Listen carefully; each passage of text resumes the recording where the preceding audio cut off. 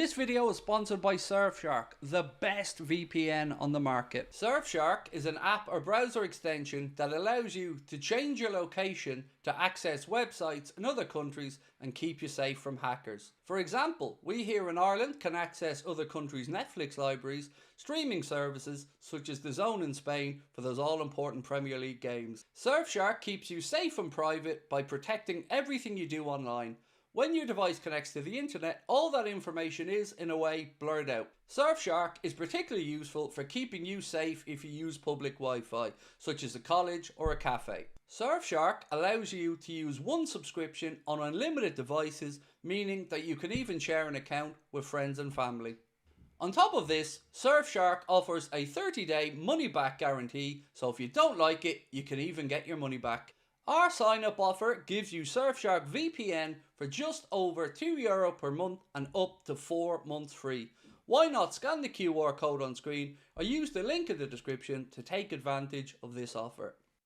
What is up, my friends? We are live. It is Tuesday night and you are very welcome along. Apologies, I pushed the stream a few minutes. I was a little bit late getting home from the graduation, but we are good to go. Tonight we're going to be speaking about, of course, the Milos Kerkez news. We're going to be speaking about Liverpool's PSR situation and how we have plenty of wiggle room. We'll be talking about Doak, Marc Guehi, a little bit on Darwin Nunez, and of course, whatever other bits and pieces you guys would like to go through. We're here for it. Pleasure to be here with you, and again, sincerely apologies that we're a few minutes late, but, you know, life gets in the way sometimes. So yeah, nice to see you all in. Right, let's get cracking. I mean, you tell me where you want to start and we'll get stuck in. I guess the big news has kind of come out of France, actually. I don't know if you guys have seen this, but Lyon have been relegated to the second division of French football, meaning players like Fofana and others are likely to be, well, sold this summer. That news broke out just a little while ago. It's incredible. Relegated down to League Two. Who would have thought? So yeah, there were certainly going to be some bargains to be had there. I mean, I wonder if Manchester City had waited a bit longer, could they have got Cherky even cheaper? But wow, that's surely a little indication that you could go in there and get Malik Fofana relatively cheap. No way they're going to be able to keep those guys on if they're down in the second division of French football. That's the big breaking news of the last few minutes anyway. Matt Hardy Sport has said something that has kind of really made my ears prick up and take notice. Liverpool have the funds to test Newcastle's resolve despite the spending spree this summer. Newcastle are concerned an offer could be made early next month for Isak. I don't know, lads. Again, it isn't going away. Every time we talk about, well, will we even go for a number 9? Is it likely that Liverpool will dip their toes in the water? Things change again, and we're going to talk about exactly how much wiggle room Liverpool have with PSR. We'll talk about that in a couple of moments, but none of this would be possible without Jurgen, said Sonny Hughes. Danke, Jurgen. Absolutely. Like, it's a process, mate, and Jurgen certainly kick-started it, and now Arne's looking to, well, hopefully cash in, reap in, and bring us loads of trophies. So, yeah, absolutely wouldn't be here without the great man, Jurgen Norbert Klopp. So, like you said, Sonny, Danke, Jurgen, indeed. Scotty said, would you take anybody from Lyon? I would, my man. Malik Fofana, especially now if the price is going to be knocked down a little bit. On top of that, though, honestly, I haven't really looked through the Lyon squad. I mean, I only seen this news myself about 10 minutes ago, so I'm still kind of processing the information, to be honest with you. We're waiting for the official announcement from the club with Milos Kerkez, but the contract has been signed to 2030. Romano's been talking about it. Plettenberg's been talking about it. So that has been done. We're just, of course, waiting for the club to do the unveiling, and as soon as they bring it, we'll talk about it. But let's see what you guys are thinking in the chat. Right, let's get cracking, actually. I have a bit of news to run through. Let's talk about the PSR situation, because this is rather interesting. So Dave Powell, who is the Echo's football finance guy, said that Liverpool could spend another £200 million in the market this summer and still be PSR compliant. Let me say that again because it sounds so good. Liverpool could spend another £200 million this summer and still be PSR compliant. That would mean that we would have spent, in this scenario, let's say £390 million and still had no issues with PSR. So keeping your powder dry for those years has landed us quite well now and given us that wiggle room to go out there and, well, make some big moves in the transfer window. Let's talk about Darwin's hair, hit or miss. I haven't seen... Are we talking about the cornrows? That's definitely a miss for me. But I'd rather talk about Darwin and his impending move to Napoli, if that's all right, because it looks like he's certainly given the green light to Napoli ahead of the move. But will Napoli pay what Liverpool are asking, which is rumoured to be about €50 million? I think they might. I'm certainly feeling a bit more optimistic that they might get there with the money. He shaved it all off. Oh my God, Darwin means business. I didn't know that. He shaved his head. Why didn't he do that at Liverpool? If he'd done that at Liverpool, then he probably would have been better. We all know bald is better. It's a scientifically proven fact. Alex said, not believing Matt Hardy, need to hear from Jeff. I get it. I get the reference, mate. I get it. Hardy boys, I get it. TLC, all the way. Right, I was thinking there, what's Matt Hardy done? But yeah, Edge and Christian going to have something to say about that as well, Alex. He'll definitely cook next season, says Mahmood. Craig, when do you think we get the Kerkez announcement? I thought it would have been by now, if I'm being honest, because the contract's been signed. Everything's been done. So, yeah, like your good self, my man, I was waiting. I thought it was going to be this evening. I was actually surprised that you guys hadn't got the announcement while I was at the graduation, but it is done, and let's take you through that, by the way. So let's talk about Florian Plettenberg first, who said, everything ready for the announcement of Milos Kerkez, medical pass, contract signed until 2030. Kerkez is now a Red. We had that from Fabrizio Romano as well earlier on today. Said the very same thing. Milos Kerkez can now be considered as a Liverpool player. Deal signed, club to club also taken care of. Medical completed, contract sealed, with the left back joining Liverpool for 40 million. Fee from Bournemouth. Here we go, confirmed. Waiting for the official announcement from the club. And look, this is a kind of relatively unique deal as well, because it's 40 million, no add-ons, nothing like that. It's just a straight 40 million. Now, again, I don't know if it's all been paid up front or in installments, but yeah, interesting. Oh, okay, so I've just been sent Darwin. Oh, I tell you what, it suits him. I'm going to be honest, it suits him. The shaved head really does suit him. Pity he didn't do that, though, when he was playing for the Reds. But yeah, it suits him. Well done. It's his birthday as well, so happy birthday, Mr. Nunez. Watching from India. Welcome in. Lovely to see you. Anshu, thank you so much, man, for your support. Appreciate you being in. That's class. India. It always blows my mind when people are tuning in from Australia, America, Canada, India, New Zealand, Sri Lanka. You're all very welcome in, and thank you for your support. Look, I need to ask you a little favour. Liverpool fan to Liverpool fans, folks. If you haven't, please do hit that subscribe button. Look at the top corner. We're only 55 subscribers away from 328,000. So thank you to everyone who's given us your support so far. But if you haven't subscribed, please do. Right, let's get cracking with some more news, because there is quite a bit to go through today. Let's talk about Ben Doak for a second, because lots of people have been asking about what the situation is with him. And it looks as if a couple of clubs are certainly circling, thinking about an offer. Liverpool looking for 25 to 30 million for Ben Doak. This here said Everton, Crystal Palace and Bournemouth have kept tabs on him, but neither have been willing to cough up the 25 million plus fee that Liverpool are after. So might have to be a little bit of patience on this one. But like I've mentioned to you guys for months now, his time at Liverpool will come to a close probably this summer if Liverpool can get the necessary, money that they're looking for. And I'm a little bit peeved about it, to be honest with you, because I would have liked to see Ben Doak get some opportunities. Seemed like an exciting, talented young footballer. Obviously had loan spells that had various degrees of success, but yeah, looks like he'll move on this summer as well. Fofana has become a market opportunity now, said Tom Goldsworthy. Thank you, Tom. It has, yeah. With Lyon getting relegated, I mean, that was not on my bingo card for the day, my man. Definitely wasn't expecting to hear about that today. Clive, thank you, sir, as well. Clive Ingram, appreciate you, my friend. Pick one, Guehi, Murillo, Hato, if all at a similar price. See, I can't just pick one on a price, Liam, because there's context needed for each one of them. So with Marc Guehi, you get the homegrown quota boost. You get somebody, well, to be fair, Murillo has that as well, but somebody who's tried and tested, somebody who is an England international as well, and somebody who, even at 24, is already regarded as a leader. Hato, you're talking the other end of the spectrum here, somebody who's starting a very promising career. Undoubted ability there. Plenty of clubs in Europe looking at him. Liverpool being one of them.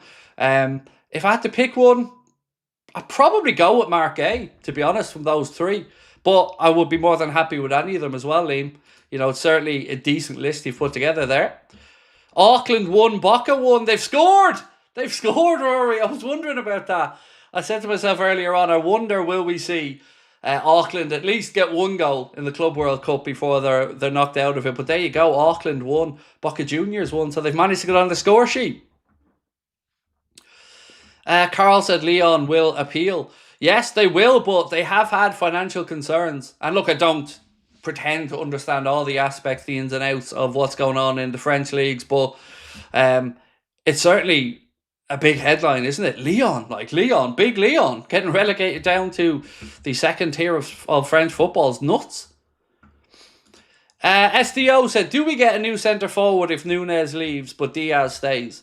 The plan is yes. Liverpool want to go out there and bring in a forward, but it depends on the options. My personal belief is that the centre forward position will be probably the last one that we see get sorted this summer. We've always known that we would have to move Darwin on before looking to the market. What we do know is, well, the options are still there, right? So Ekitike, he seems to be waiting around to see what the best proposal is.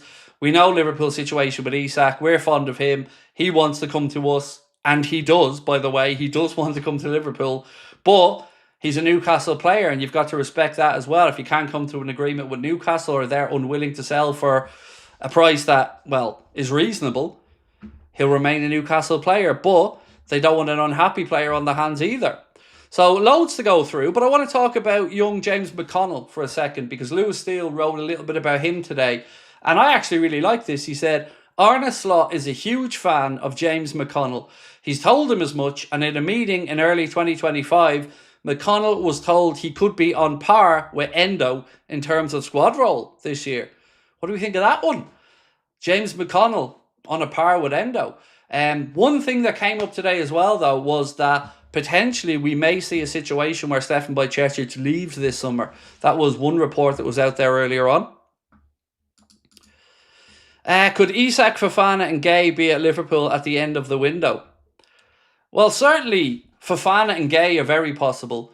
Isak, I don't know, man. You know, it's not going away, is it? I still find it very difficult to believe that it's going to happen. I do. I'd love it to happen, man. But, you know, the numbers are just insane. We're talking about numbers that we've never seen in England being spent. You know, £150 million upwards. So, yeah, I'm still dubious on that one, Stevie boy. But what do you think? I mean, I do enjoy our exchanges every night, my man, and I enjoy your contributions to the community. But what do you think? Do you think we're going to get Isak? Tony. How are we, Tony? Tony Stromboli, what a name. Appreciate you, my man. Said, any concern that all these deals expire in 2030 could cause a problem down the line, would have been better to stagger them. It is interesting that we're talking 2030 and not maybe, you know, a 6-year contract for some of these guys, but ultimately 5 years is quite a long time. And you know, if these guys are successful, let's say Wirtz as an example, inside the first 2 years, I'm sure Liverpool will take that step to want to tie him down a bit further. Again, some players just don't want to sign longer term contracts, 6-7 years. They don't want to commit themselves either financially or emotionally, I guess, to a club for that long. So I'm okay with it. I was more concerned about the contract situation with the likes of Konate and the way that they were working out. Running down, of course, 1 year to go. So that would concern me more than these new deals in 2030. But, you know, we're looking at a revamp of the squad here. And, you know, it's always sad when you see the pictures of the players who were here when Jurgen came in and who's left. But it's also exciting to know that we're bringing in good young talent for the future. Shane said, I've read things that Isak was quoted in January and could also include Jota going the other way. Thoughts? Again, I've seen lots of stuff about Diogo Jota potentially going to Newcastle, or that Eddie Howe's interested in him, but it feels like if this is to get done, it's going to be a late deal. That's my take on it. Now, what I'm really interested to find out is, do Liverpool put all their eggs in that basket? Do we sit and play this out all summer? Because if you miss Isak, and let's say Ekitike has gone elsewhere, well, we'll be left in a pretty awkward position. So I'm sure that the club have a plan for it. And it would be absolutely unfair of me to come on here tonight and start berating the club's transfer policy this summer when they've started off so well. We've seen Richard Hughes tie down Mohamed Salah and Virgil to new deals. We've obviously seen the three boys come in. And by the way, on a personal level, I am breathing a big sigh of relief because I promised you those three signings and they're all in now and they're all signed up, and I'm certainly feeling a little bit more relaxed about life in that sense. But I want to say a little thank you to everyone for sticking with us, because I know it was a bit tetchy at times there where we were worried that these deals were taking a bit longer, but most of you stayed here and continued with your support and belief, and it means a lot to me, so thank you for that. I'll never intentionally try to steer you wrong. Zashim Uden said, Craig, I'd rather pay 100 million plus for Alvarez. The problem there, from what we can understand, is that Julian Alvarez just doesn't want to come back to the Premier League. And when you've got Barcelona kind of flashing their eyelashes or fluttering their eyelashes at him, and noises that he is a little bit unhappy with how the first season went there with Atletico Madrid and the fact that they weren't really delivering success, yeah, there could be something next summer, a possible exit for him. But unfortunately, at this point, I would say it's more likely that he ends up at Barca as a potential Robert Lewandowski replacement down the line. Right, I want to get a poll on the go. So here's one for you, right? I want to get your opinion on this. But before I do, let me read something out to you. So I'm going to read this out to you. It's and then I want to have a little chat about Steve Nicol as well, the gift that just keeps on giving. So Mick Brown, who's a former football scout, has spoke about the fact that Liverpool are closing in on a deal for Marc Guehi. But his comments I found very interesting, and I wanted to know if you agree or not. So hear me out and then we'll get to the poll. Marc Guehi is good enough to start for any team in the world. He's good. He's as good as any defender available at the moment, and it's not a surprise that Liverpool want him. He's faced every challenge that's put in front of him in his career, including international level, so I'd expect him to deal with the pressure playing for Liverpool. Marc Guehi is as dependable as any defender you could think of and will be a top signing. Here's the really interesting part, though, that I want your opinion on. From what I hear, the manager will be prepared to offer him a role in the starting 11 because he's an upgrade on Konate at the back. Slot is speaking to Guehi and his representatives and making it clear that his role will be as a starter. Liverpool have got a few concerns about Konate because he has a mistake in him. They've got away with it last year because of their position, but that won't always be that way. Palace are asking for around 50 million for Guehi, and one of their top targets. They won't be put off by the price tag. If he's one that they want, and it looks like it is, I expect them to get it done. So, I want to ask you guys, do you agree that Guehi would be an upgrade on Konate? So I'm going to ask, is Marc Guehi an upgrade on Konate? Now remember, he is coming in because we're selling Kwanzaa, but the thinking is apparently that if the worst came to the worst with Konate, Liverpool are covered there. So I'm going to ask you on that one, is he an upgrade? So one sec.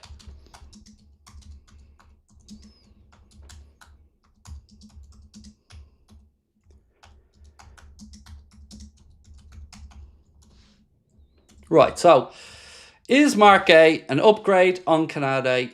Yes, no, or unsure? I'm very interested to hear your thoughts on this, because when I read that earlier on, it certainly caught my attention. Right, where are we at with this one? Sebastian said, I have a feeling they put everything into Isak. It would be a team for the ages. Get ready for no signings for 3 more seasons. If it happens, I'm all in. You know what? I wouldn't complain if we went a couple of windows without a signing, unless there was a serious injury, because we are really front-loading the team at the minute and building it for, well, Liverpool 3.0, if you want to call it that. And thank you, Sebastian. Do you know how much is the offer that Konate turned down? I don't, mate. I don't know the actual numbers. But I want to make this really clear again. It was a first refusal, first offer turned down. Didn't say that it was an irretrievable situation. Didn't say that there was no way that they could maybe compromise and meet in the middle. It seemed to be that his representatives and his side weren't happy with the base wage or the, before the add-ons and the bonuses and stuff like that. So, if we're saying, let's say you have the ability to get to, let's say 200 grand a week, just for argument's sake, but you've got a base wage of 130, I don't see a problem, because you're going to be in a team that's successful. If you back yourself to play often enough and be good enough, then those add-ons or those targets should be quite achievable to get you up to the higher wage. So I think it's clever from Liverpool to be looking at it that way, because you don't want to just guarantee somebody money without them having to perform. Now, I'm not saying Ibu doesn't perform. He clearly does. But this is the way that Liverpool have been with plenty of their contracts. Look at some of the bonuses, even gone back to the likes of Bobby Firmino. Dan said, "Hi Craig, thank you for the good work you do, mate. Just want to say that you helped me with my mental health and with being in ICU, so thank you. That's so kind of you, mate. I really appreciate that, and thank you for your support. I hope that your health is good and your mental health is improving as well. But hey, you guys put a smile on my face every day, Dan, so thank you so much, bro. Appreciate you." Nick said, "Amazing how willing owners are to run clubs into the ground. Rangers, Lyon, Leeds, Parma, etc. All big clubs who shafted loyal fans." Yep, I couldn't agree more, Nick. And that's why when we talk about the likes of, rich owners with oil money or whatever, I've always said be careful. Because I've seen examples before where football clubs have been just a plaything where someone's got bored and just gone, oh, well, because it means nothing to some of these people to write off some of this money or start asset stripping clubs down. But like you've said, yeah, it's amazing how many owners come in and look at United, Nick, as an example, like one of the most historic football clubs in the country. And they're a bit of a joke with the way that the Glazers have just absolutely ripped the heart and soul out of them and just fleeced them for money. Right, I want to move on for a second if I can, because I want to talk about Steve Nicol. Now, I know there's some irony in me talking about somebody moaning before we start this. I know that. But this man is a disgrace. He's a former Liverpool player, which I'm sure you know, a rent-a-mouth for ESPN, and he never has anything good to say about Liverpool. All he ever does is bitch and moan and tear down the club that he used to represent with such distinction. This is what he's had to say now about the Frimpong signing. Frimpong or Bradley who start. If Salah's fit, if Salah's not fit, then Frimpong starts where Salah plays. In the starting 11, everybody's fit. I'm not comfortable with Frimpong at right back. I'm interested to see what Arne Slot wants him to do, because right now, in my head, I'm thinking, is he going to get in Salah's way? That's what I'm thinking. He never has anything positive to say. And Steve, I don't know if you'll ever see this clip, but on behalf of every single one of us Liverpool fans, shut the fuck up. Because if you've got nothing good to say about a club that you represented so well, and you did, best to just keep it shut. Because I promise you, you're not endearing yourself to Liverpool fans around the world. I know you want to be edgy. And I know that you want to be that kind of Simon Cowell of American football coverage, but you're just looking like an asshole. So please shut it, or start supporting and being positive about a club and a manager that has just delivered a title and is going in there now to rebuild. Because if you want to be critical of the right back situation, Steve, I would say you should aim your ire very firmly at Trent Alexander-Arnold and his camp, because that's where this situation arose from. And Jeremy Frimpong has come in and been nothing but a breath of fresh air, been absolute breath of fresh air, been absolutely wonderful, been really upbeat, and been great to have at the club. So on behalf of us all, just shut up, you absolute dope. And I mean that sincerely, you absolute dope. You've never got anything good to say, and it's tiring listening to you. So just zip it. I don't know how ESPN haven't sacked him, because my God, he's an absolute joke. An absolute joke. And if you think I'm wrong, point me to one article that he ever says something positive about Liverpool, because he doesn't. He just runs the club down at every opportunity because he thinks he's edgy and cool. He's not. He's just being a dick. Gary said, Chiesa barely featured last season. Sell Darwin and let Chiesa take his place. Chiesa wants to depart, unfortunately, Gary. And I understand it. I understand it, because he's got a World Cup year coming up. Italy have a new manager. he wasn't really getting game time for Italy because obviously he wasn't playing too much. So under Gennaro Gattuso, he's going to want to play. So yeah, he wants to move back to Italy, and that's that's according to a lot of reports. And actually on that, and speaking about maybe moving back to Italy, he has interest now from Roma. So keep an eye on that one as well.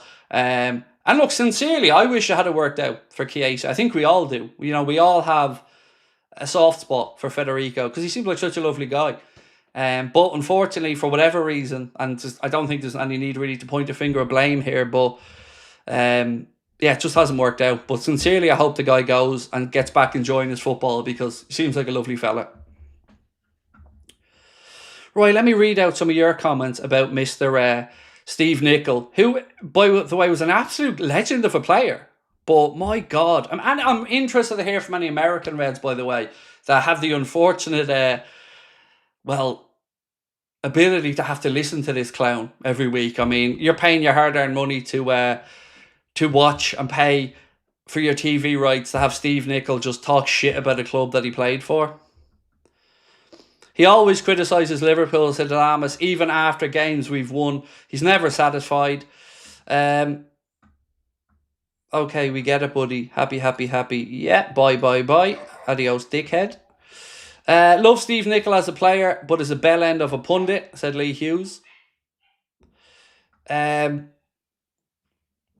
What's this one? Hey, Craig, hope you're well.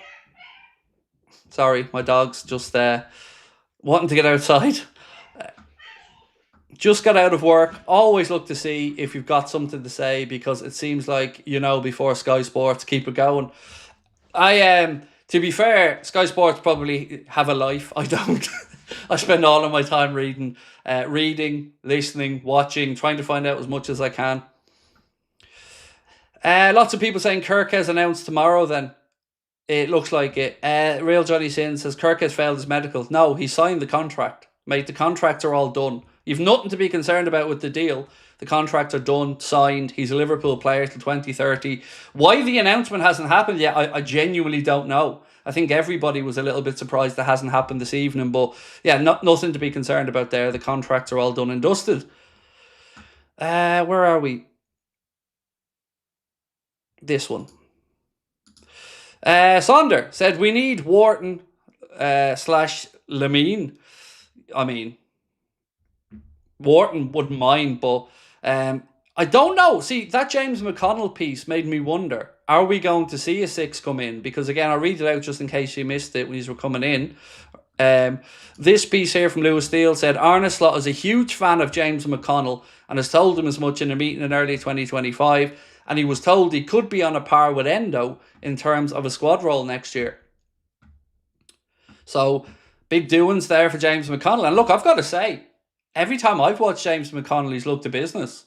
And I trust Arne Slot's judgment implicitly here. If he thinks that James McConnell's going to be good enough, then bring it on. We want younger players to come through and prove themselves. And if McConnell is being touted as one that can do that, then happy days. It's 18 years tomorrow that my brother passed away, suddenly aged 33. I'm struggling a bit, but watching you is keeping me going. Thank you.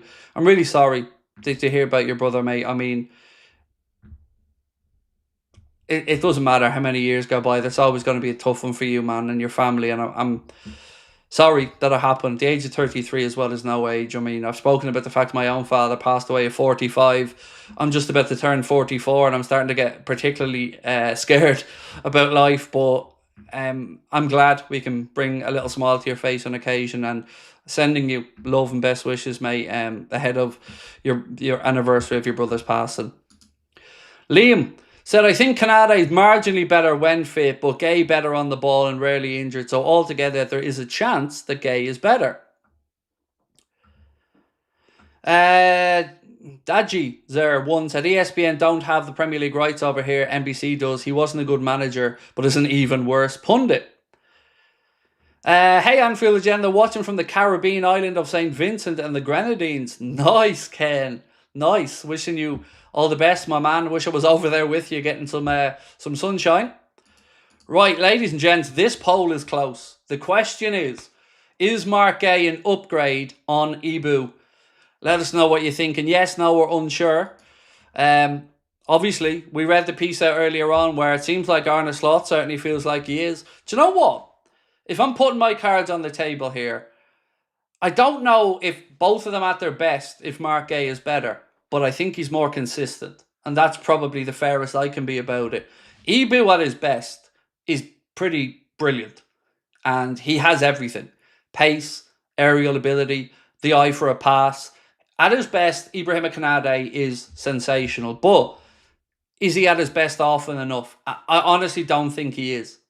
But again, he's a damn good defender, and I'm happy he's at the club. But I do see the thinking with the Marc Guehi situation because he's pretty consistent in his ability. So for me, this is just good business if Liverpool can bring in Marc Guehi because it gives us a bit of breathing room. We know Joe Gomez is looking likely to stay as well, which is great news.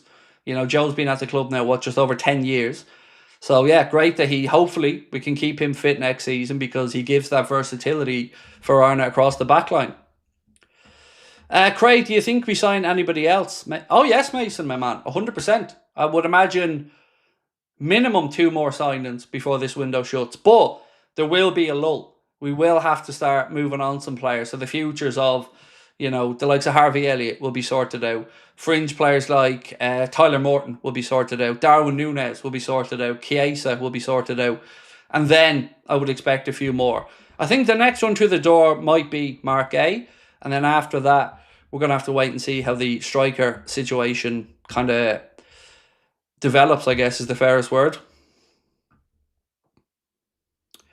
Right, where was I? Hey Craig, keep it up. Look forward to these daily. Thank you, Aryan. That's really kind of you, bro. I always say it. I'm the same. I look forward to these every single day, and I can't wait to come on and chat with you all, especially when we've got so much to talk about and so much positivity at the minute with the club. I mean, what a difference this is, by the way, from the last time we had big successes, because it really frustrated me, and I'm sure it did many of you guys as well, that when Liverpool won the Premier League or won the European Cup in these recent years, we didn't really go out and make a statement, did we? We didn't go out and show the world that we're here and we mean business and we're here to dominate. And the post earlier on, I can't remember which journal it's from. Let me just get my notes here and I'll go through it for you. But it shows Liverpool mean business in this market, and it's really exciting. It really is. So, who was it?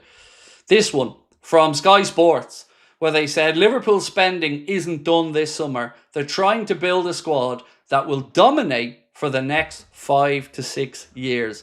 Arne Slot wants to make his mark on Europe next season. That feels good. That feels good to read and to see as a fan.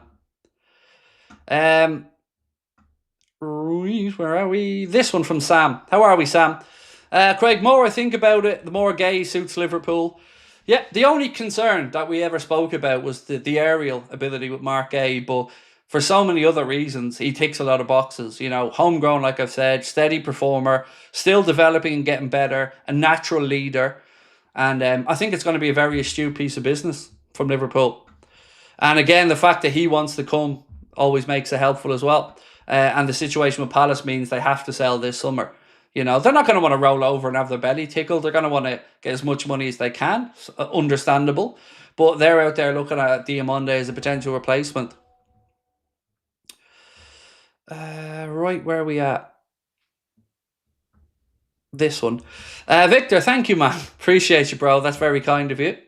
Right, we only need 17 subscribers, folks, to get to 328,000. So if you can, hit that button. Bit of a shameless plug for the minute here. Just want to let you guys again know about our last ever stage show. Tickets are on sale right now, and unlike other shows we've done, when these ones sell, we can't go to a bigger stage or anything. We are set at a limited number. So if you'd like to come and see us for the very last time, Sunday, 19th of October, Hot Water Comedy Club, Liverpool. It's an all-ages event, and tickets are priced at just £15. We were able to keep it so low this time because we've got minimal overheads. And we're going to have music on the night. Steve will be there. Chris will be there. We're hoping Jack Gill can join us as well. For one last time in Liverpool, I can't think of a better place to sign off. Right, let's keep going. Shane said, Guehi I see as VVD's long-term replacement. He would hugely benefit having 2 years learning from the best and playing alongside him. Yeah, I agree. All the best there, Shane. I agree. I think it would be a very astute signing. And like you said, we have the 2 years then for him to develop before Virgil moves on. And yeah, I've always said to you, I want the succession planning done while these players are still at the club. I didn't want it to be a case that Virgil left and we were going out there into the market, kind of looking for that leader, frantically trying to find them. Bring him in, let him, as you said, play those couple of years with Virgil, and it'll stand us in good stead longer term. Craig, what's your opinion on Pep Lijnders going to City? Do you think he should get a good reception from the Anfield crowd?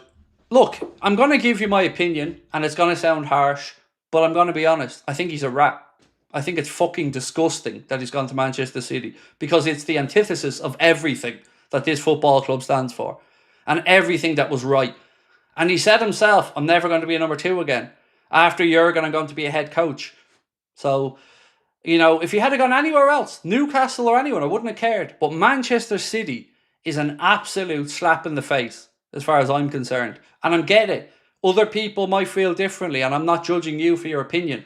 But you've asked me, and I'll give you an honest answer. I've lost any respect I had for him. Because as far as I'm concerned, he's joined the cheats. He's joined the club that have caused the Premier League and us so many problems. And I think it's pathetic. And I don't want to hear from Jurgen on this one. I don't want to be told by anybody that I should be applauding him or be happy about it. I don't care. I have my opinion, and my opinion is he's done us dirty. His life, his future, he's absolutely his own man. But it's low in my eyes. I can't get away from it. It's absolutely pissed me off massively. You know, because does anyone's word matter anything anymore? You know, because we all pat these guys on the back and say, attaboy, well done, great job, only us, you know, what a man. And then he goes and just sticks 2 fingers up and runs off to Pep Guardiola. No, don't like it one bit.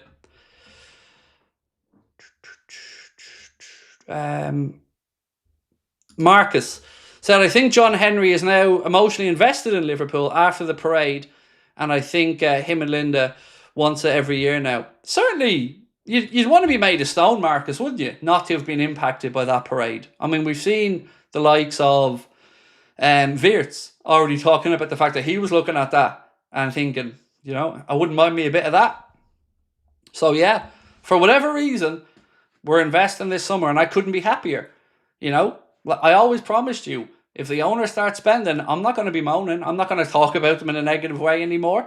They've made their mistakes, but this is all I've ever wanted, is our manager to be backed and us to put together a squad that will give us the ability to hopefully dominate. Craig, what's your opinion on FSG after this transfer window? My opinion is like any other opinion. It evolves over time, you know. Have I been happy about them all the time? Absolutely not. But I've always been honest and said, if they change, if they spend, I'll stop saying, where's the money, John? I'll stop complaining. I didn't just do it for sound bites. I did it because I was really annoyed. They've made mistakes like any owners will. The Super League, it'll haunt me forever that they signed us up to that. But ultimately, if I didn't acknowledge the good stuff now, I'd be an asshole.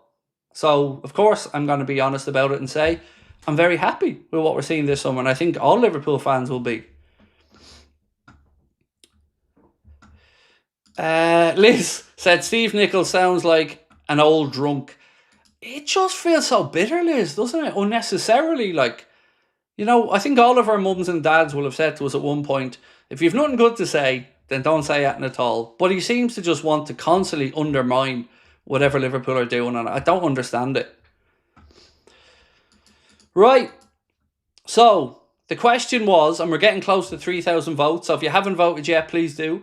Is Marc Guehi an upgrade on Konate? Now, if you're wondering why I'm sitting here asking that question, it comes from an interview with a former scout who was getting some information on the situation and said that Arne Slot has been telling Marc Guehi that he'll be coming in as a starter because Liverpool feel Konate has some mistakes in him. And I can't argue with that.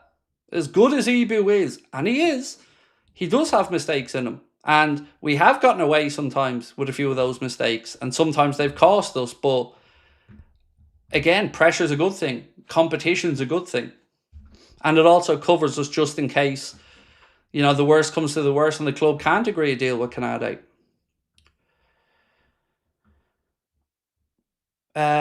Mark's only 24. I know. It's crazy. So experienced. And, we're getting him at a good time here as well. 1 year to go in his Crystal Palace contract and absolutely unwilling to sign another one. Right, we only have 60 votes to go now till we get to the 3,000. And I'll be honest with you, I'm surprised by the answer, but I'll reveal all in a moment. I'm not going to go through my all-time Liverpool starting 11, AJ, because it's something I need to sit down with a pen and paper and think about, mate. And I haven't got the ability right now, mate. I'm not mentally tuned in enough to think about an all-time Liverpool 11. But I'll tell you one thing: in goal, it'll be either Alisson Becker or no, it's probably Alisson Becker for my lifetime, to be honest, because I haven't gotten to see some of the other greats. But for me, it'd probably be Alisson Becker. That's the one I feel comfortable in, because I'm not old enough to have seen some of the ones gone before. Before that, it was probably Pepe Reina for me. I loved Pepe when he came to the club. He was the best goalkeeper with the ball at his feet that I've seen in that era. He was incredible, and he had reflexes like a cat as well. Right, where are we at? Right, we've had the 3,000 votes. Love Ali, but Pepe Reina is slightly better. No, he isn't. No, mate, no. Pepe Reina was brilliant, but Alisson's better. Come on. Alisson's all-round ability and game. He has so few flaws in his game. They're both brilliant, by the way, and I loved Pepe Reina. But come on, Alisson's got to be the best.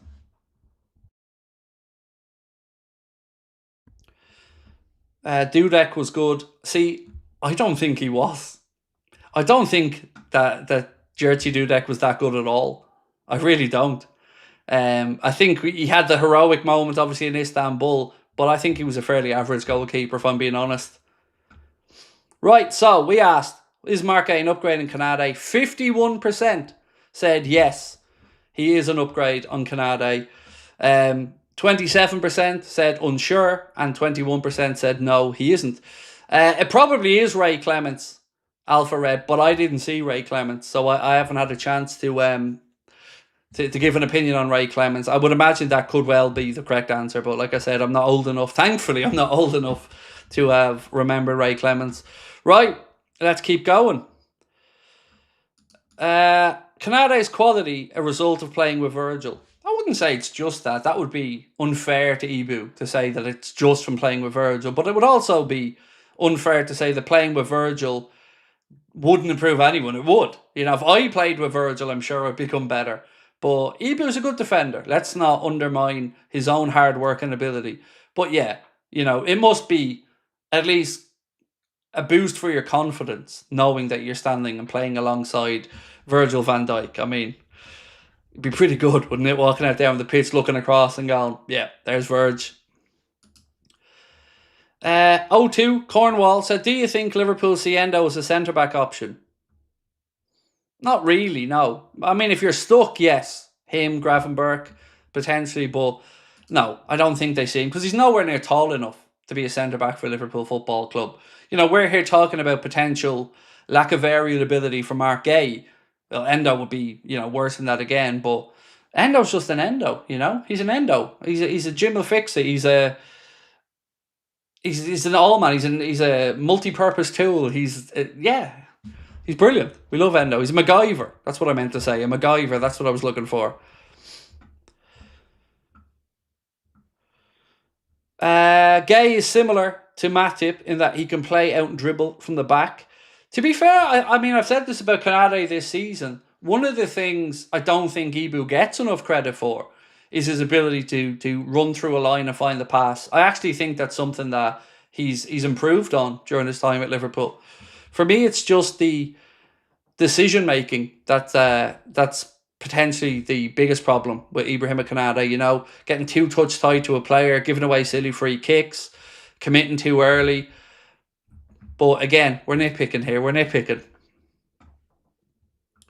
Japanese army knife. There we go, Jazza. That's the one.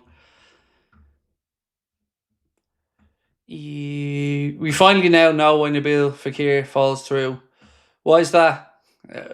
I've heard so many different reasons, by the way, for the Nabil Fekir thing falling through, and I don't know which one's the truth. But either way, it always annoyed me then that we had John Achterberg who came out and said, look, if we signed Nabil Fekir, we wouldn't have had the money to sign Alisson Becker.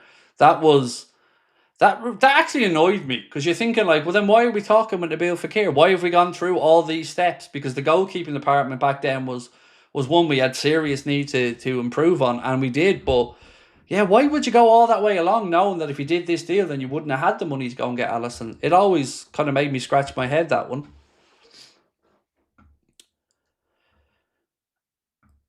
The flying pig, showing my age now, said Tony.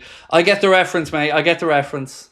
Gomez as a striker in League Two, how many goals? I don't know, but dude's got to score. We've got to get Joe getting a goal before his time at Liverpool comes to an end. Surely if there's a penalty this season in a cup game or a head or something, Joe's got to take it. We've got to get him that goal. Owen, thank you, my friend. Appreciate you. This one said, what annoys me about Fede is that every time he played, he gave it his all and was so unbelievably happy to join the club. So why did he never play? I think you've probably summarised the feelings of a lot of us, my man. Like you, I always had nothing but good vibes coming from him. And when he came on, I thought he always looked like he, as you said, at least wanted to make something happen and put himself about. But ultimately, it's the manager's decision. And he decided, not to give him those minutes. Right, let's keep going. So much more news to get through as well. Let's talk about this one from Bence.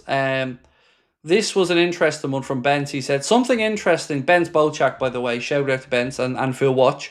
Something interesting to note about Milos Kerkez is that he played under Pascal Janssen at AZ Alkmaar. Janssen was also an assistant to Arne Slot. And recently he described Milos Kerkez as one of his favourite players that he's ever worked with. I know we're all frantically sitting here waiting for the announcement, by the way, and I'm the very same. I thought we would have had the official word by now, but you've nothing to be concerned about. Two different journalists that I'm aware of have said the contracts are signed. Florian Plettenberg said everything is ready for the announcement, medical pass, contract signed. Kerkez is now a Red, and Romano said similar earlier on. Right, let's keep going. Daniel said, what are your thoughts on the ticketing changes for the new season? Hopefully it'll be easier to get tickets, as I've been unable to get any for the league for years. Not only the League Cup. So yeah, I read it earlier on. I got the email from the club. Did read through it, but I would be a liar if I told you I remembered all the ins and outs of it. What I've had to resort to, and many others, are the hospitality tickets. And they're, I think it's fair to say, overpriced. But anything that gives people a chance to get to a game or two a season is certainly a positive thing. And look, it's good that the club are listening and trying to take the feedback on board as well. You've got to acknowledge that side of it. Wayne said, Craig, like you said, Fede was one of the happiest players to join the club. It's a shame he hasn't worked out for him. Seems like a nice guy, genuine guy. I hope Roma get hold of him. I've never seen a more excitable signing day vlog than him. He was just a bundle of smiles and positive energy the whole way through it. And you could see he knew he joined a huge club. Sonder, I read your chat, mate. I read it a moment ago about Gomez in League Two, and I said about him, getting a penalty and taking it. I did read it, mate. Eze is a false nine. Thoughts? He has been linked with moves away today. I think, if I'm not mistaken, Spurs, but he won't be coming to Liverpool. That much I can say to you. Or at least I'm not aware of any interest for him to come to Liverpool. Never say things are always off the table, but yeah, he's been linked with others. And I don't want a false nine. If we're going to spend money on a player, bring in a nine. Because we have options for a false nine. We have Diaz, we have obviously Wirtz, we have Szoboszlai. Somebody said something to me earlier on, actually, on Diaz, and they said, surely the club give Diaz a new contract if he stays with a big pay bump. You know what? I don't think they will. I honestly don't, and again, this isn't a fact, it's one man's opinion, but I look at it and think Liverpool feel that on the low wages he's on, that worst case scenario, if he leaves for free at 31, Liverpool will probably look at it that they've gotten good value out of that contract. And it never looked close to Diaz signing an extension with a pay bump. He deserves one, by the way. I'm absolutely not disagreeing with that, but I don't think he's going to get one. I really just don't. Can we buy Fofana because Lyon are relegated? Yeah, we were just talking about that. Moby Haig posted, and we seen this earlier on, saying incredible news. Lyon have been relegated to League 2. Also means players like Malik Fofana almost guaranteed to be sold. So, yeah, certainly possible. Certainly possible, my man. And Free Fire Wissam, thank you for your super chat, bro. Appreciate you.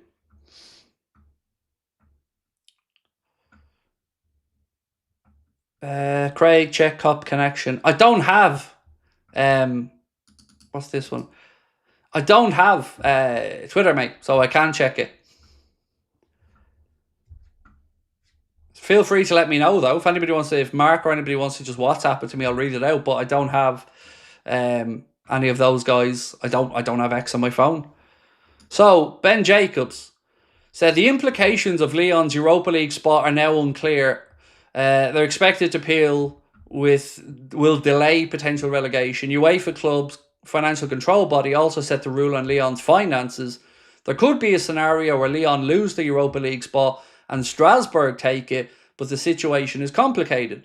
The scenario would, in theory, help Crystal Palace, but the board will rule on their case before Lyon's situation is clear or resolved. Well-placed Lyon sources insist the club will remain in League 1 despite the ruling. So let's wait and see how it pans out, but it certainly feels like there's some optimism from their side that they will be able to stay in the top tier of French football. Where are we gone? Keith said, are Liverpool putting in a bid for Isak? I don't know, my man, but so many reports over the last few days have said that we're certainly not ruling it out. It's not looking like it's coming anytime soon, but there's also been a few bits and pieces that suggest that he wants to join Liverpool. And that I find very interesting. Right. My computer's making a noise, by the way, and I don't know where the hell it's coming from. I'm very confused. I'm looking around trying to hear where that noise is coming from. Thought Isak would happen for ages now. They will ask 200. We'll start at 120, get him for 150. Ready to be shot down if wrong, said Liam. Look, let's ask it again then, because I've asked this a few times, but I am always intrigued by the fluctuations in the answers. So 1 second.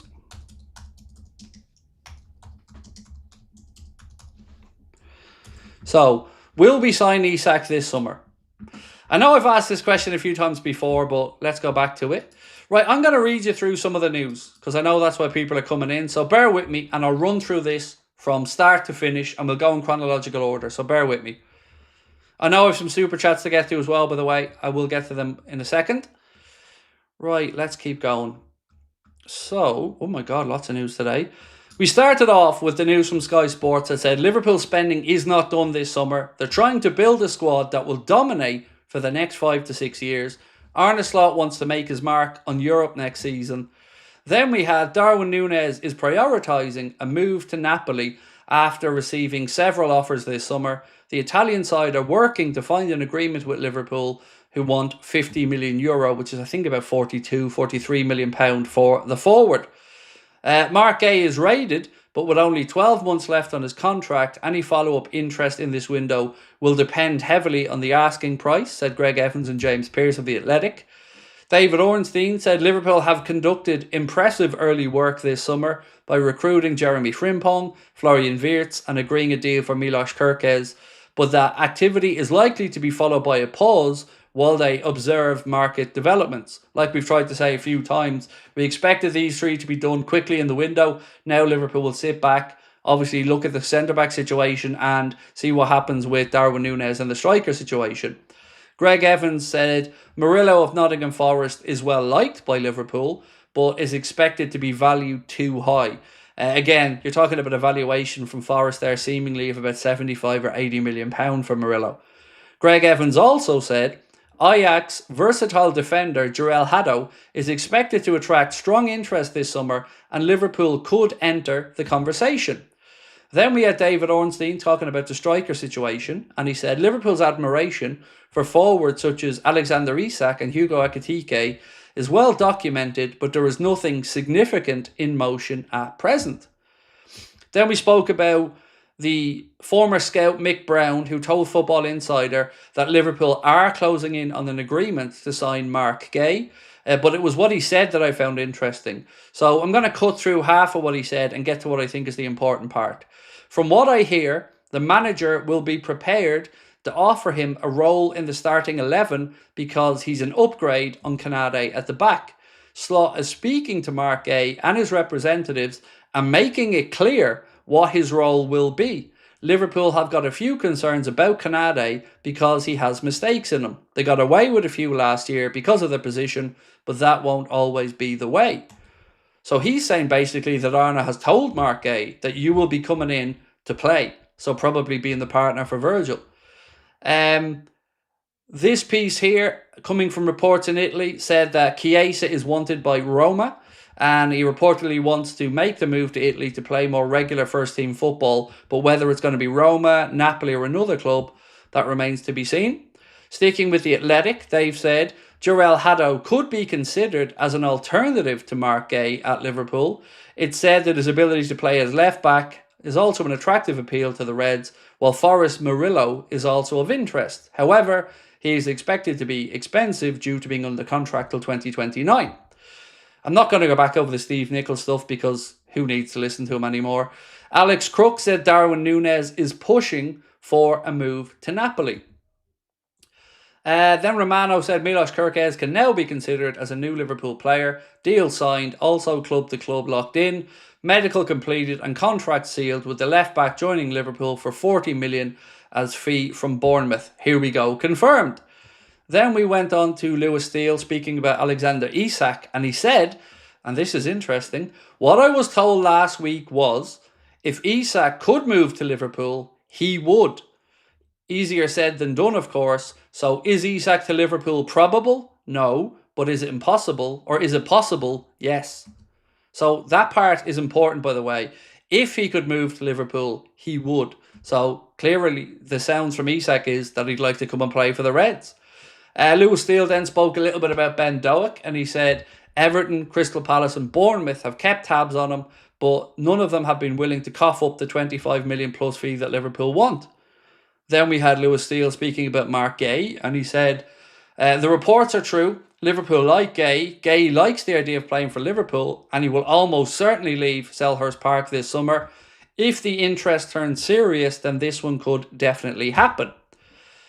This is really interesting though from Lewis Steele, again sticking with Isak.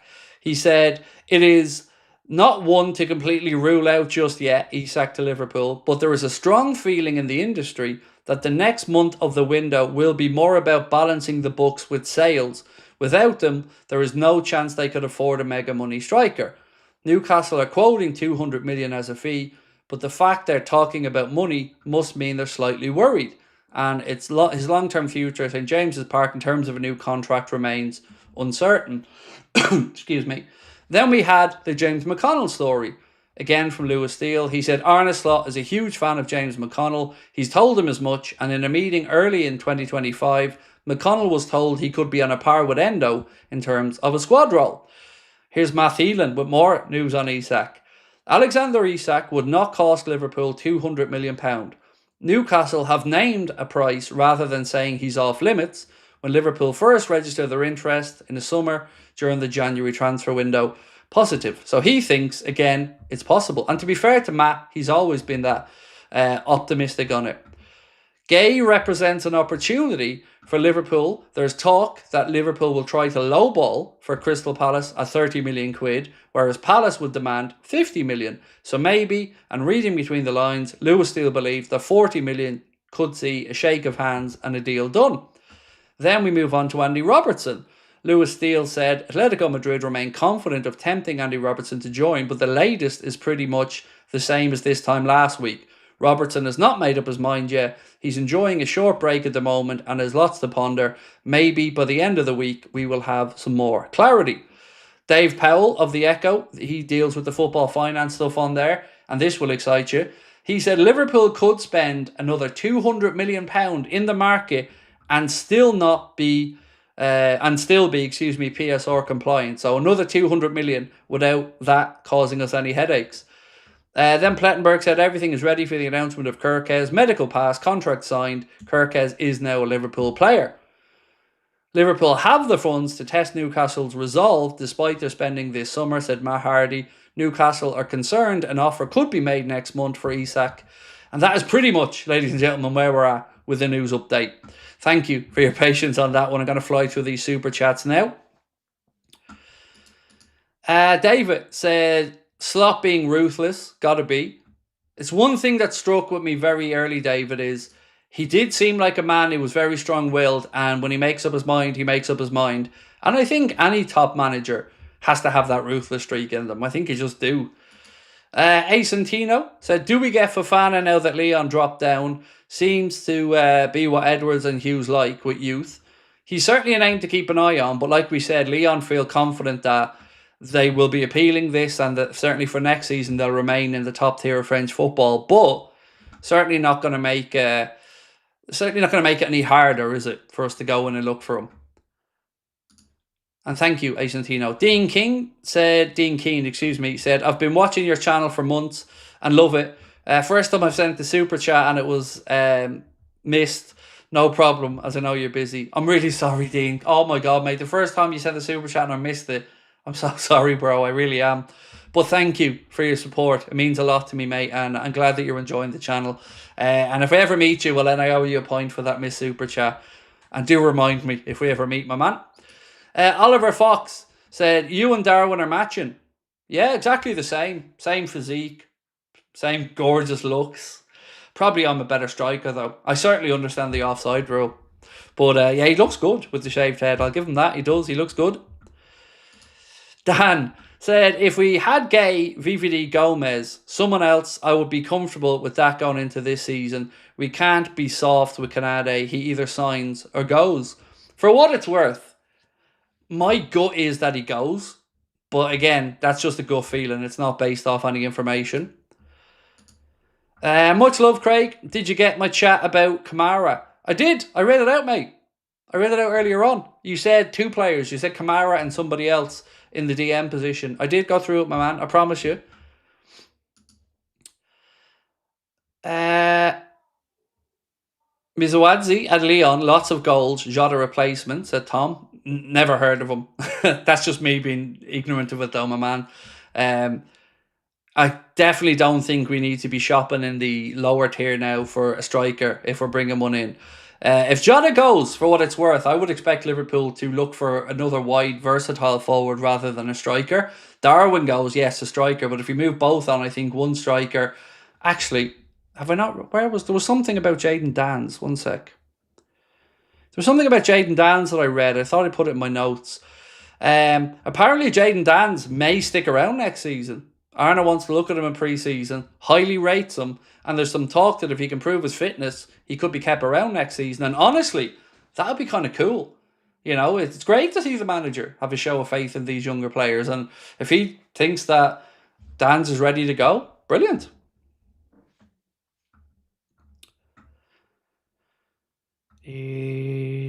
This one. Craig, why don't we get... I don't know, who's that? Oh, do you mean Osherman? And Voltmade and sell Nunez and Jota both give great ability and both are not injury prone. So Osherman, as we've said, there's been some chatter that Liverpool have offered a swap. And again, I can't say this to be true or untrue, I don't know. But there's been talk that Liverpool offered Chiesa and Darwin in exchange for Osherman, and we're told they would want 15 million on top of those two. But his name has been mentioned.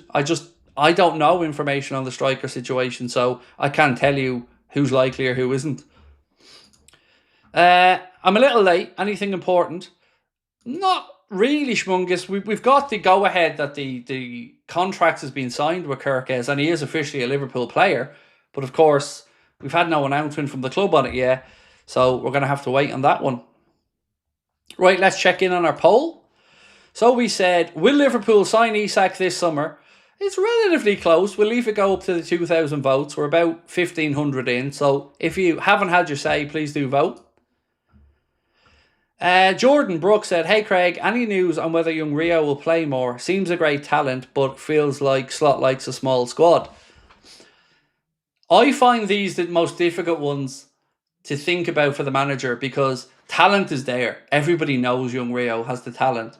And he seems to be chomping at the bit to get going. But you don't want to put him in too early. So I trust Arnott to make the right decision. I certainly think we'll see glimpses from him pre-season, and that may well decide what happens then. You know, if he goes in pre-season, impresses, shows that he can live with the physicality of senior football already, why not? You know, if you're good enough, you're old enough. This one, A Santino, how are we, bro, again? Thank you. Said, would you do Elliott and Jota for Isak and 70 million? Let me quickly run those numbers in my head. No, because that values him in my head at £150 million. And I don't think he's worth £150 million. I think he's worth, really, like without any of the nonsense, probably 85 to 90 million pound. But in this window, probably 120 would be as high as I'd go. Because remember, like, he's a really good player. He has injury concerns. He is right into his prime now, but like, is he £150 million forward?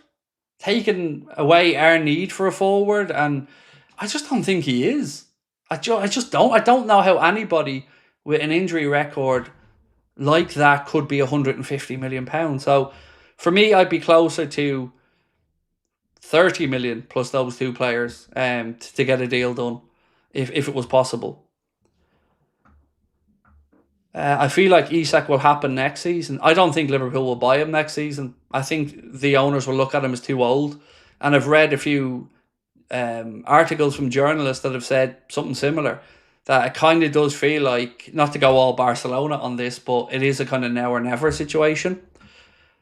So let's wait and see what happens. You know, every time we sit here and talk about the fact it's unrealistic, the stories just keep coming out. Every day there's a new one, a new optimism, a new talk of Liverpool not going away. And, you know, it might come down to how pushy he is for it. You know, if he makes it very clear he wants to leave, you know, let's wait and see what's possible. And just as I say that, Keith, thank you, Keith, said, I feel it's a now or never move for Isak this summer. I agree. I do, mate. I agree. And I understand that from the club's perspective as well. Because, again, when he gets a year older, you know, that's 1 year he's not going to be at Liverpool. So your investment in there, you're going to want to maximise how many years you're going to have the guy around. So I agree. I do think it is a now or never. We should keep Jayden. Dan said Triller X. I think he's ready. It's just the injuries, mate. That's all it is. I don't think there's any doubts about his ability. It's just, you know, he has to show that he can move past the awful run of injuries that he's had. And I'm excited to see him. He looks like he's fearless when he plays. Luke said, well, Craig, in your prime, how much do you reckon your market value would be? I reckon 100 million.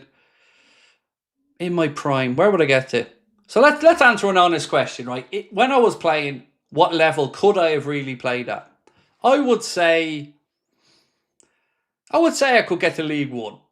I don't think I would have been good enough. I don't think I'm tall enough as a goalkeeper to make it to Premier League or top leagues. But I think I could have had a career in League of Ireland or League One, maybe.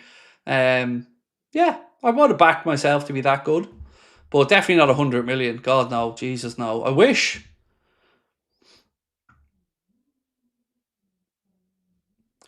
Craig, what's your opinion on our mascot? Love him. Fucking wonderful fella. Nothing bad to say about Mighty Red. Legend of a man. No, honestly, it annoyed me quite a bit that we have a mascot that's... I just don't like mascots that are bland. You know, I want an edgy mascot. You know, give me Gritty. Give me... what's the other dude's name from Philadelphia? The big green dude. Give me one of those lads. Bit of attitude. I want my mascot out there giving it. But To be fair to Mighty Red, he showed he has a bit of banter in him, because when my clip about me calling him the broccoli of mascots went out, he posted on the official account a picture of him with a broccoli head. So obviously Mighty Red's got game. So my opinion on him is changing a little bit, because he's shown me that he's got it. You know, he's got a bit of banter. So there might be hope for Mighty Red, yeah.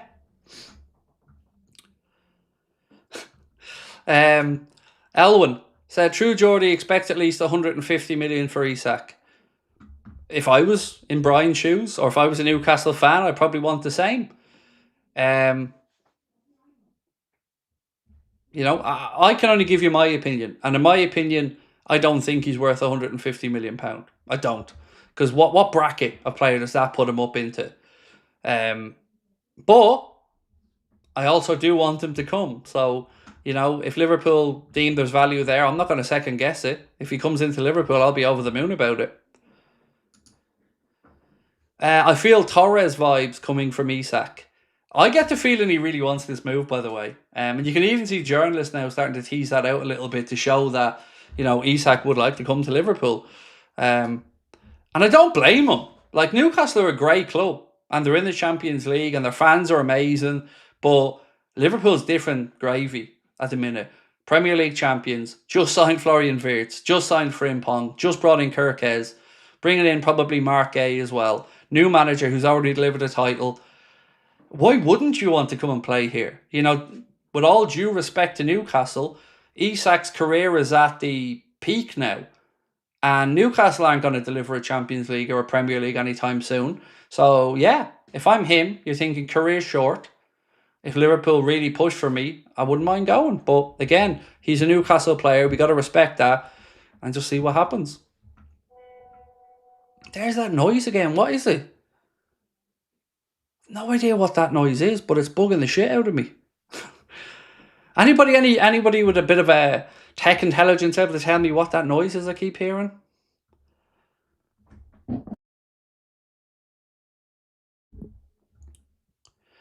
Stephen Shopping, thank you, bro, for gifting 5 memberships. That's really kind of you. And for this incredibly generous super chat as well, mate. Thank you. I was waiting to make sure I could give you a moment or two and acknowledge it and say thank you.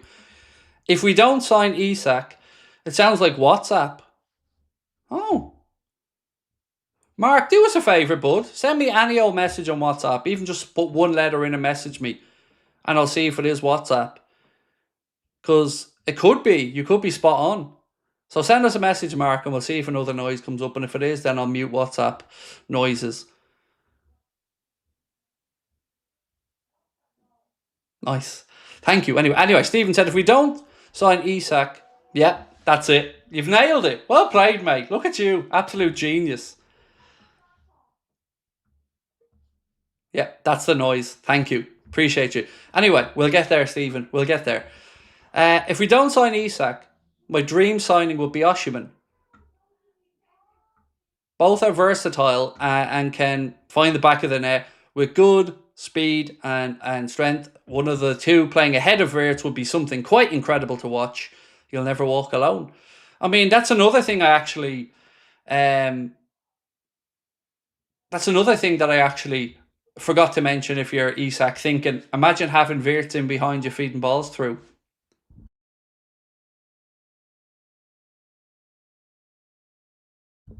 Yeah, imagine having him feeding balls through to you. That'd get you excited, wouldn't it? Imagine how many goals you could get if Wirtz was in behind him. Just delicious. Right, let me just see if I can mute this noise now. 1 second. Right, settings. Notifications. Sound. None. Save. Right, Mark, send us another one and we'll see if it's worked, if it's fixed. And thank you for your help. You can tell that I won't be working in the Genius Bar anytime soon.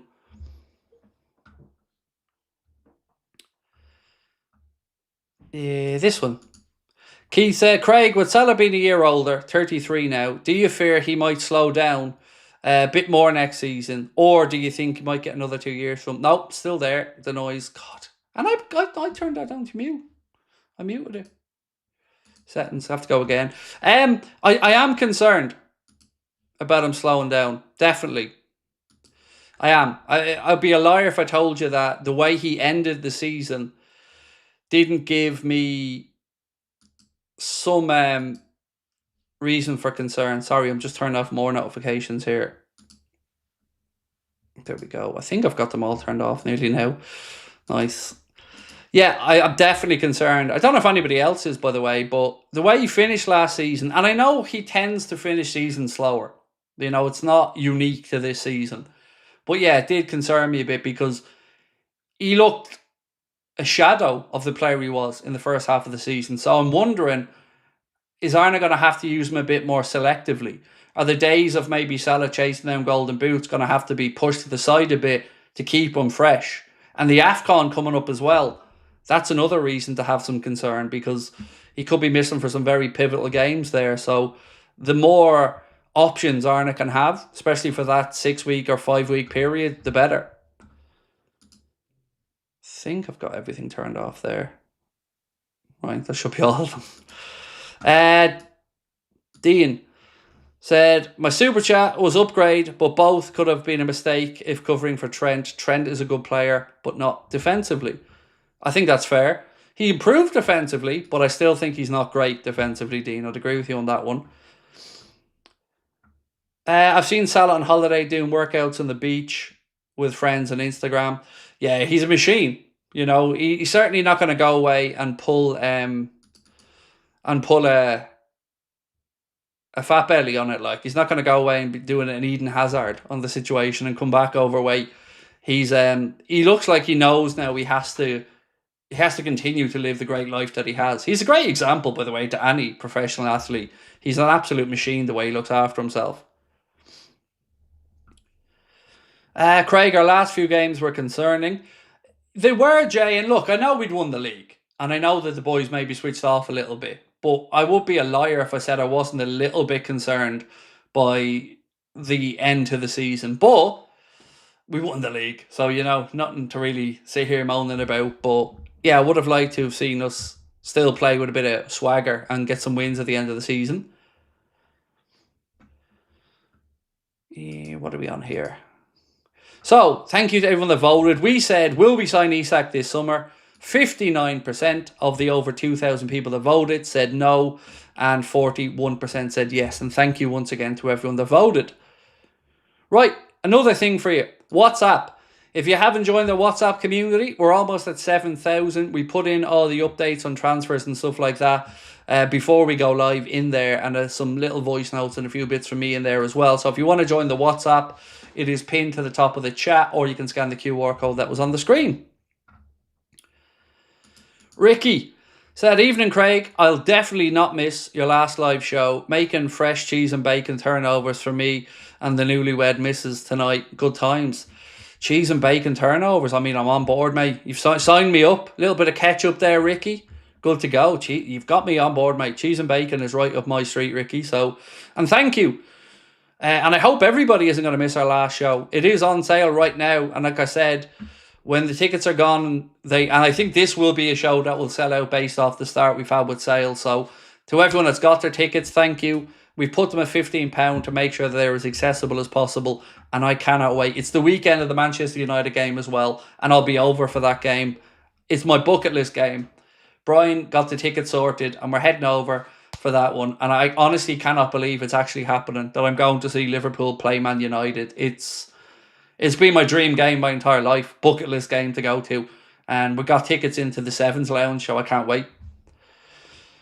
Why is it your last show? I get really nervous doing them.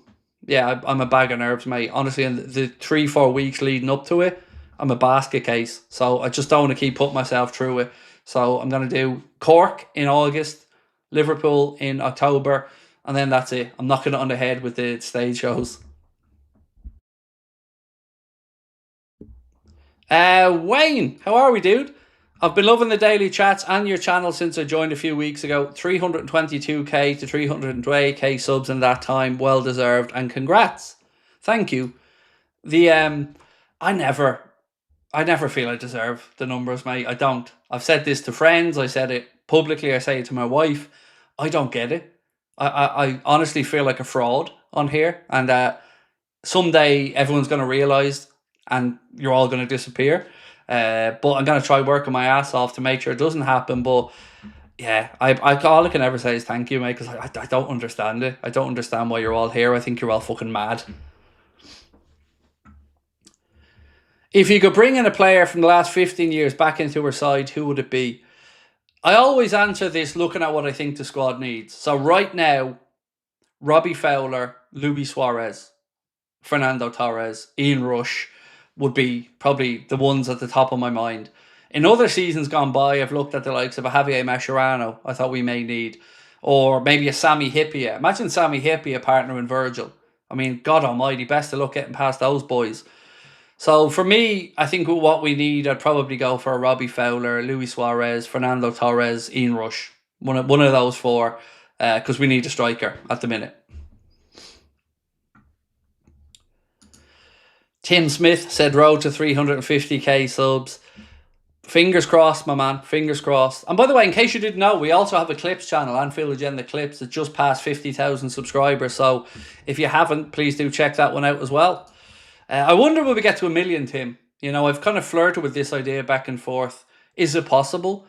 Because, you know, 328,000 is a lot. My God, it's a lot. But it's still a long way short of ever getting to that million. So, fingers crossed. Because it does, I'm not going to lie, it bugs me that no Liverpool channel has 1 million. I find it frustrating as a Liverpool fan, because you see the United Stand, AFTV, and others who've gotten that milestone. We need to do it. Liverpool need to get a fan channel to 1 million.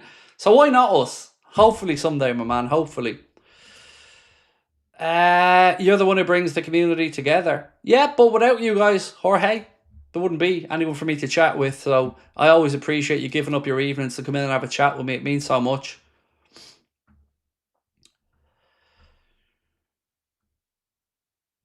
Another great show today, Gary. Yeah, he's a legend, that Gary. Gary? Who's Gary?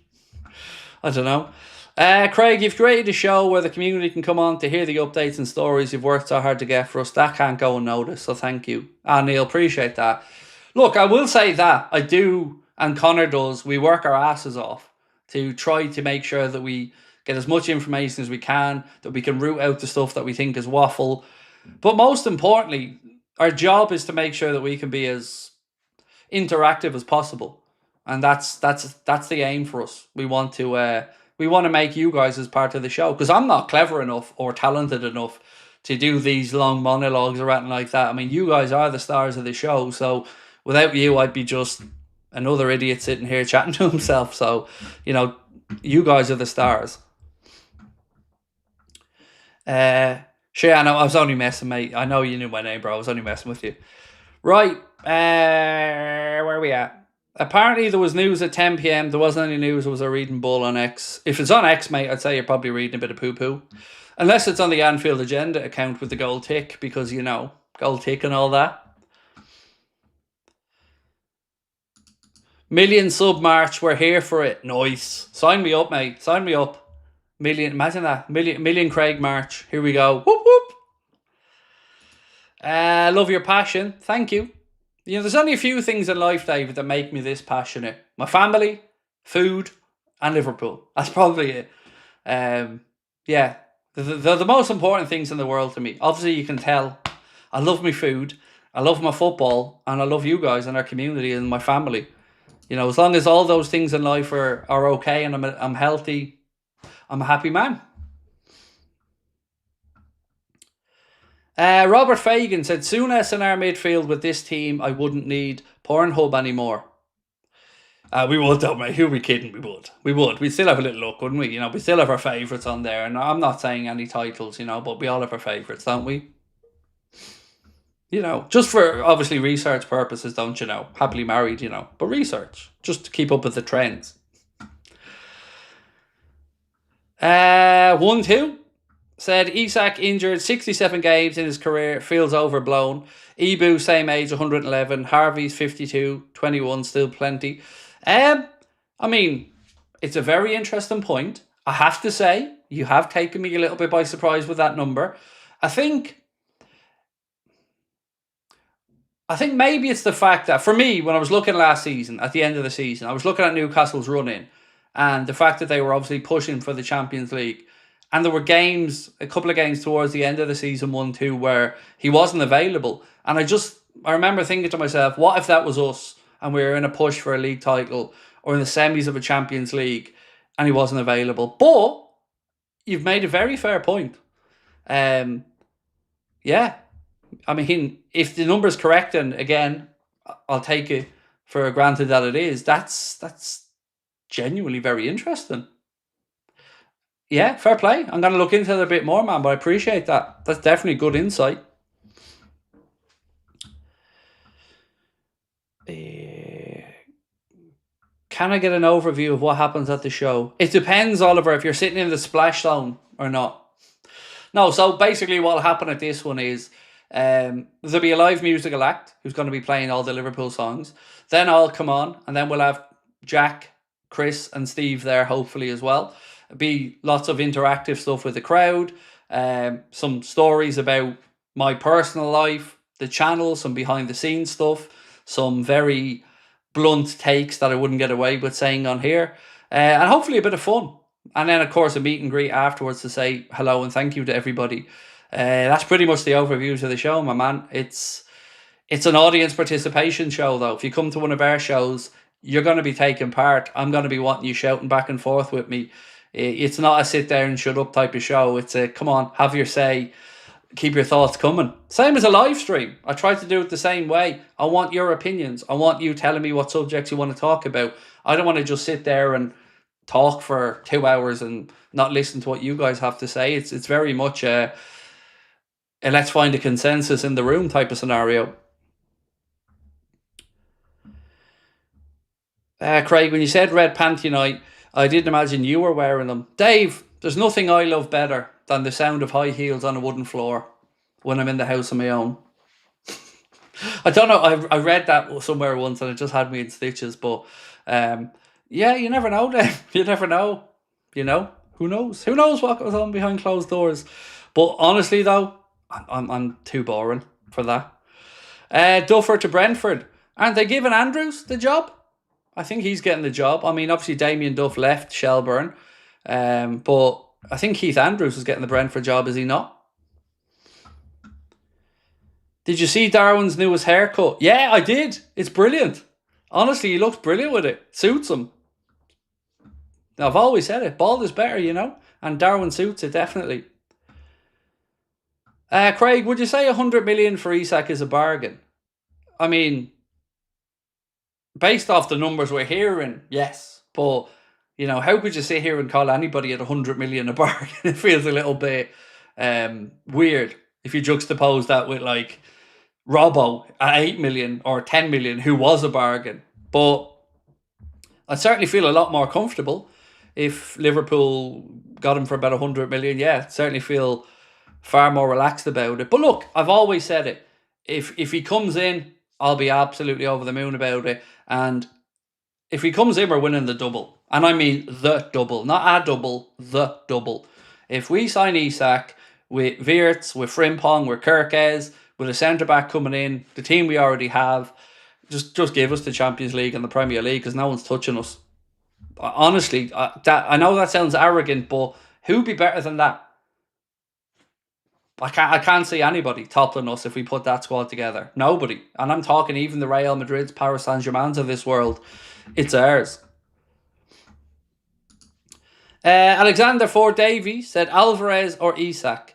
Look, I've always been honest about this one. Julian Alvarez would be the one I'd go for.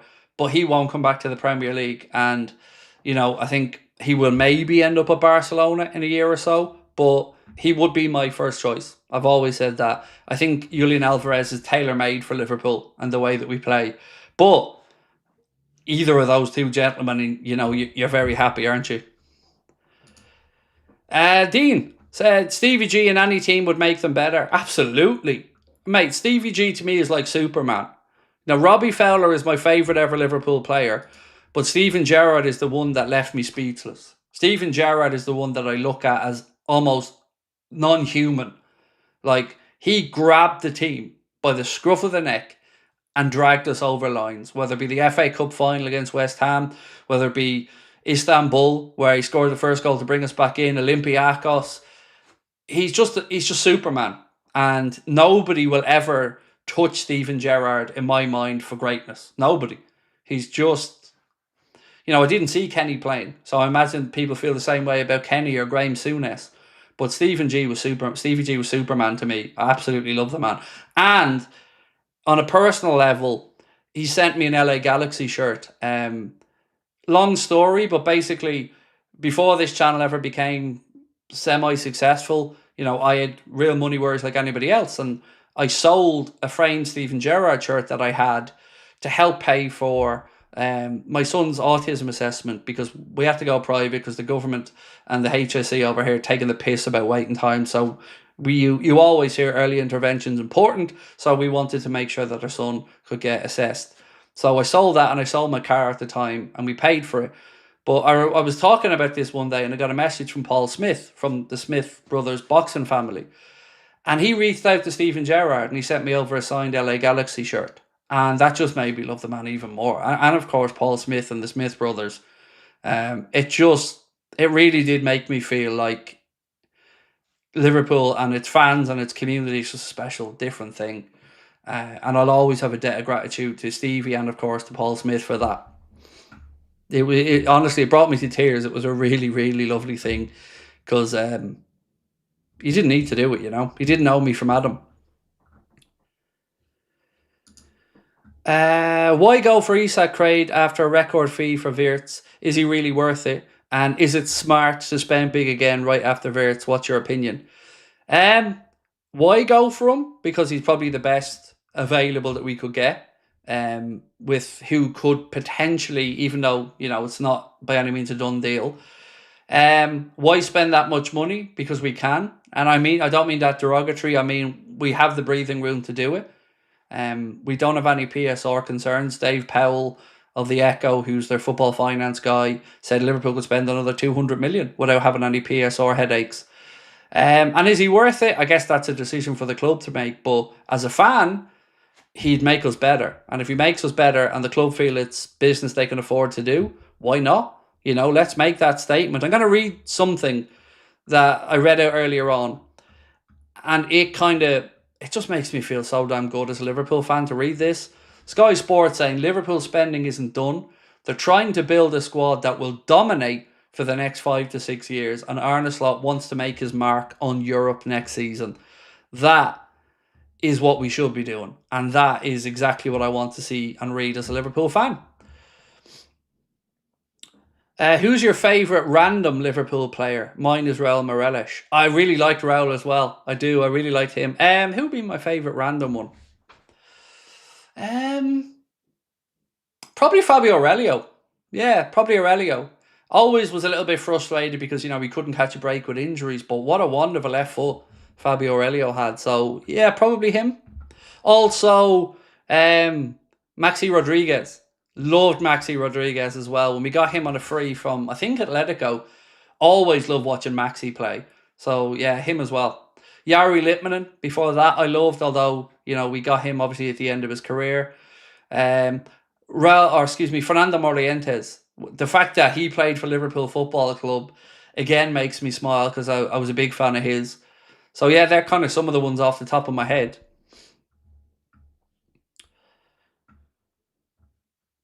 Fabio Aurelio's free kick against Chelsea from 40 yards, I'll never forget. Ethan said, I'd say the big ox. Well, look, I'll give Alex Oxlade-Chamberlain massive props, because when we lost Felipe Coutinho, he stepped up big time that season. Big time. And he had such bad luck getting that really serious injury against Roma. But he was a huge part of why we progressed that far that season. Alex Oxlade-Chamberlain was really good after Coutinho left for that period. Keep Nunez. Sell Jota. Keep Nunez as backup. No. He's done. Mate, you can't, again, forget the disrespect that Nunez showed as well. I think he got away with this way too easily, by the way. He accused the club of not playing him because of money, because they didn't want to pay Benfica. And then he refused to go over and acknowledge the travelling cop that had been singing his name all the way through. And that was it for me. When he said that about the club, there's no coming back from that for me. And I'm actually surprised he got away with it without much pushback on it, because it's a pretty serious accusation to make.